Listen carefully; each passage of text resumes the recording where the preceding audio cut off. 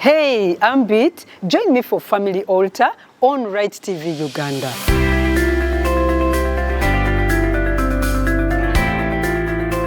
So today, we are still talking family altar, of course, and the topic is navigating through family challenges that are caused by a working woman.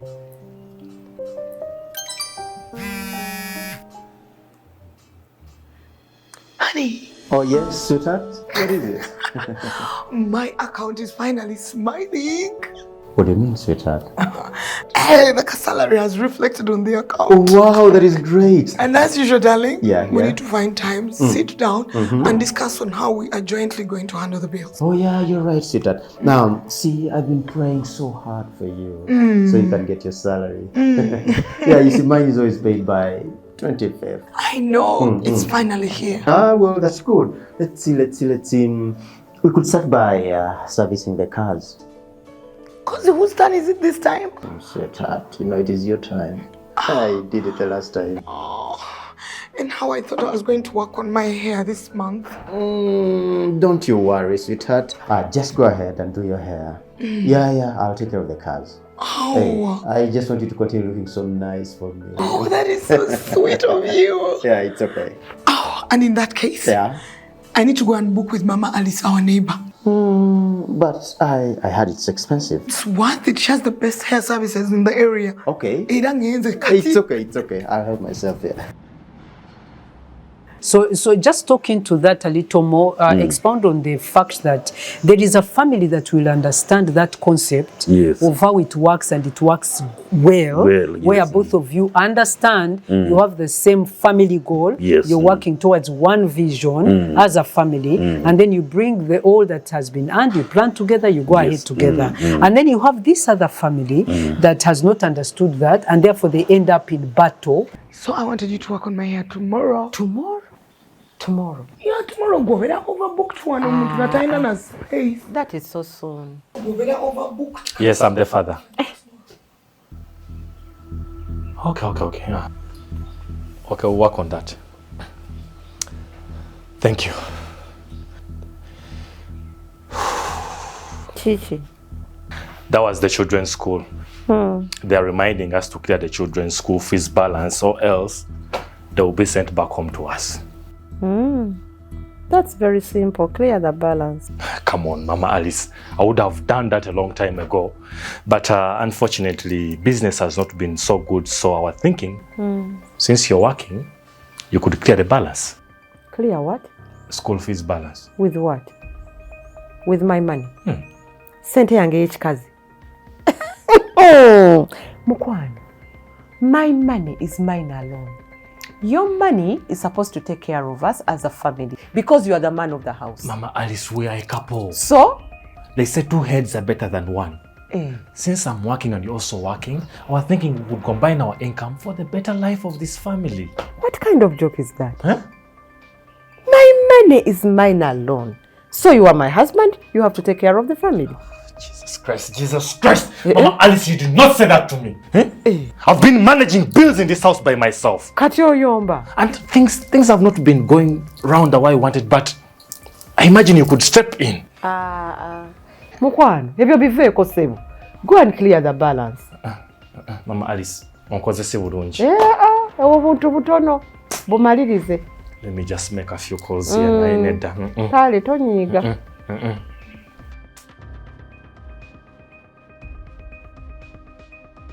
Mama Alice, I think that is too full.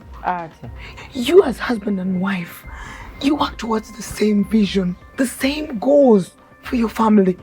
Family is key, family is everything. Do you know how we do it with my hubby? We sit down, discuss, and plan for the betterment of our family. Remember, those kids are your kids too. And you think I don't know that? Kati, watch money then. Are you going to let your kids be chased out of school because your husband is not in position of being able to pay the balance? Go in a center ko account yo. That is my money, okay? And you know what? Your husband bewitched you. Yakuleka mukasala kubo. Fe waffe bwe bitobwe bibeera sente zange and mine alone. Appointment ojimazi.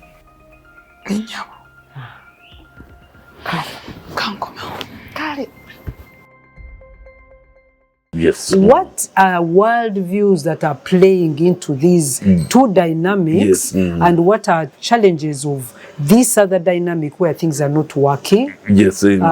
Just speaking to that. Yes. So the biggest challenge is that the one with more money has power. Oh. So we are also dealing with power relations. Okay. But if I have more money, if I'm the one earning, then I have more power. Yes. So the space at home is controlled by the one with power rather than, because you see the biblical view of marriage is that you have a suitable helper. Now helper means that you are working, therefore you have somebody to co-join you, and then you work together better. Absolutely. But then helper in this sense, many of us interpret it as if, be there, cook for me. When I reach home, you should now remove my shoes and then wash me. There are some traditions where they wash their feet, as if the other one has actually been doing nothing. And by the way, let me even address the one who doesn't work. Of course, in employment rates in Uganda so high. So you have a wife, she doesn't work. But surely it doesn't work. So what is the definition of work? You get it? So you take us through the definition of helper and the definition of work. So that we know the context that you see. Helper means you are doing something and you have somebody to aid, to supplement. Is this aid like whether my subordinate maid at home? The concept of God is the helper is equivalent to you. And whatever you are doing, they are also doing. Okay. Or they are in the process. So it's not a matter of hierarchy, but it's helping each other. Yes, otherwise housemaids would be proper helpers, but in our context, they are not. Then secondly, even if somebody is not working, they are working. Why? Because I actually wrote a small paper one time about this woman at home. To get up, what they do up to evening. Yes. And then those who are pregnant, you know, the stress they go through. So I wrote that if a man became pregnant, by the 4th month, he will go to ask the doctor to remove this child. Why? Because it is a lot of strain and stress. So the totality of that work. So for example, my wife wasn't working until when she got a job later, for about 8 years. But I can assure you, for me it was work. You valued it. Yes. That she's able to take these children to school when I'm working. Yes. She's able to cook, even supervise the maids. We had even chicken at home. She's able to collect. So in totality, she was working more than me. But you saw our definition of work is the amount of money you get.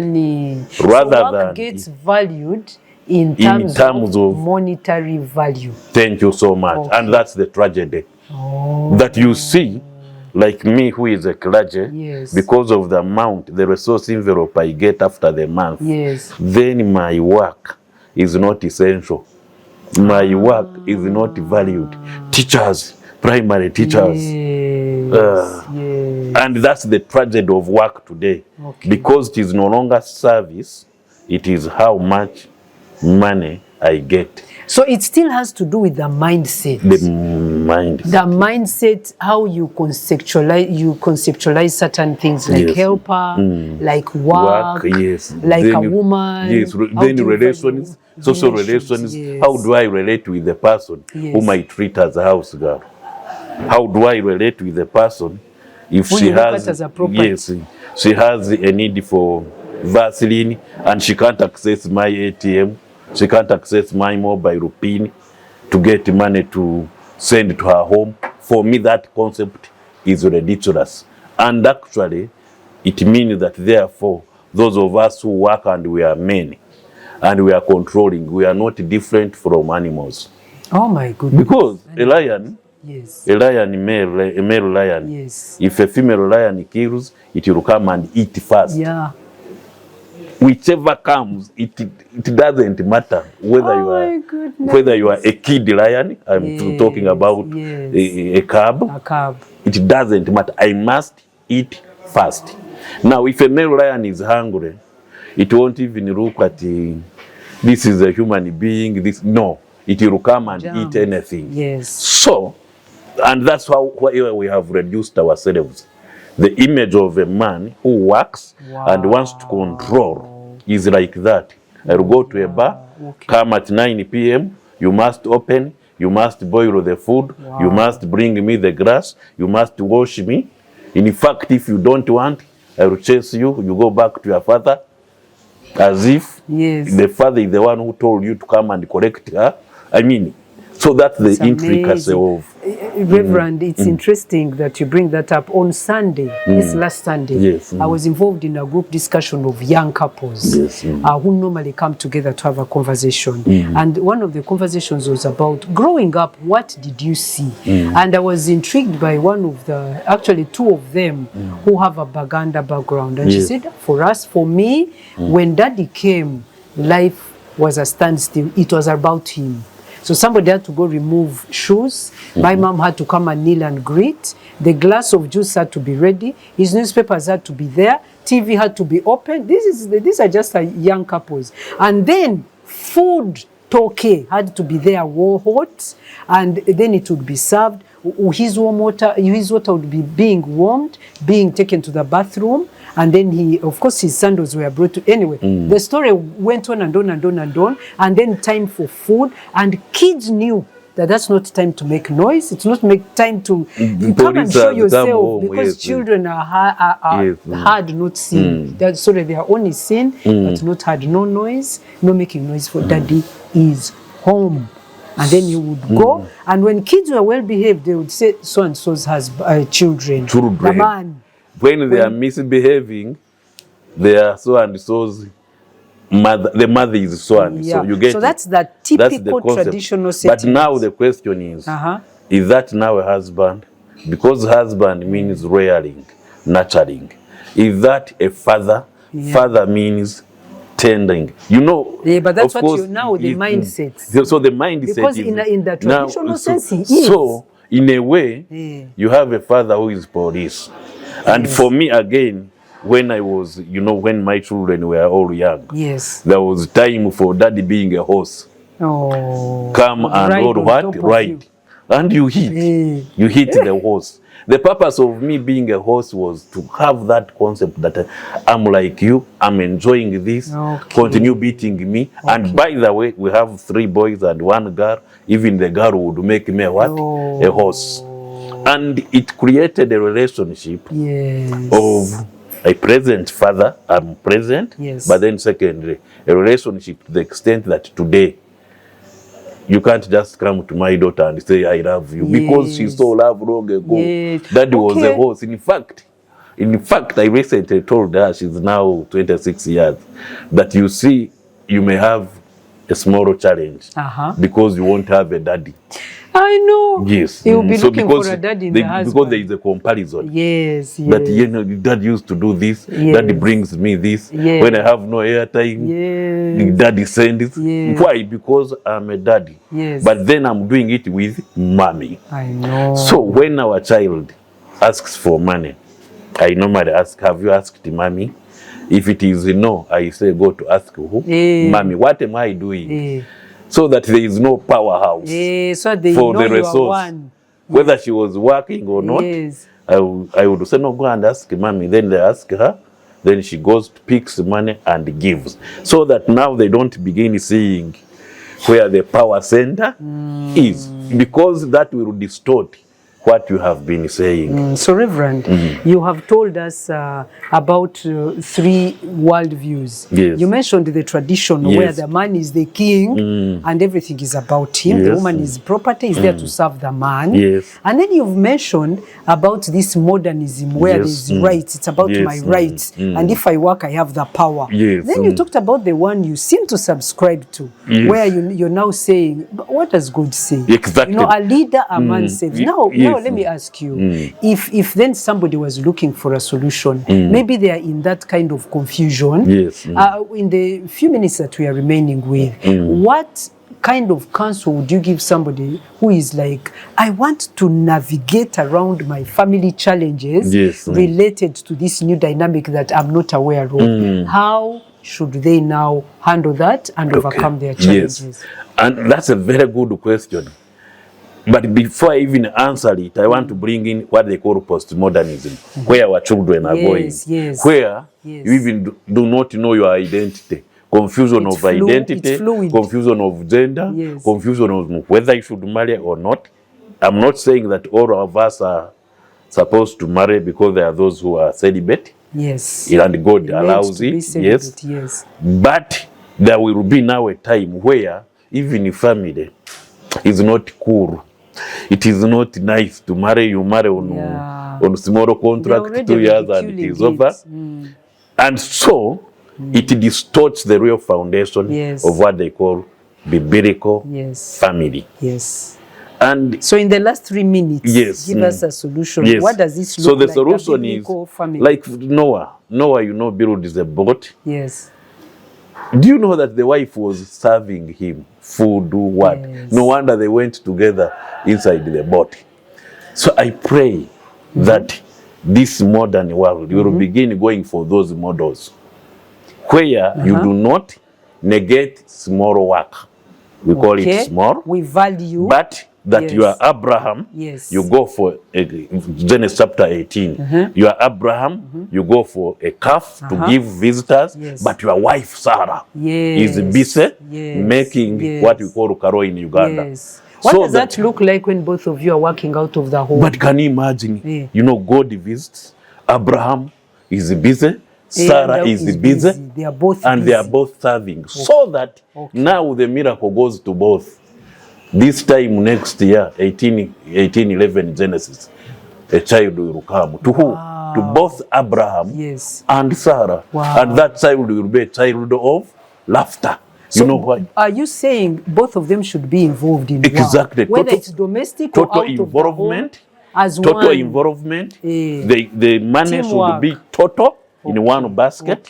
Then decisions should be total consultation. So that now Abraham and Sarah can both laugh. That's the biblical because also Sarah laughed, but also Abraham laughed. Chapter 17, verse 17. Abraham also what? True. Because it was not possible. Then if you continue, you will find that the Proverb 31 woman is actually a working woman. Gets up early, buys land. Okay, go and read there. And the husband is known, is honored. Actually, the honor. For us husbands, we are supposed to sit and say, wow, on the gates. You know why? Because we have allowed your woman to exercise her talents. Well, thank you so much, Reverend Jeff. You've really made it very clear that the notion of oneness should come out. People should work together. And whatever happens has to be contributing towards a family goal. End. And by the way, people like Lydia were working, husbands were there, and they are not fearing. The Shunammite woman would host a prophet without a husband losing anything. So the husband today, please, power doesn't come from your money. It comes from working together as a family. Towards one goal. Thank you very much, Reverend Jeff. It's been an amazing discussion. Viewers want to thank you for having made time to listen to this discussion. Keep it here at Rite TV and be sure to subscribe and share this, and we are all on all social platforms. God bless you.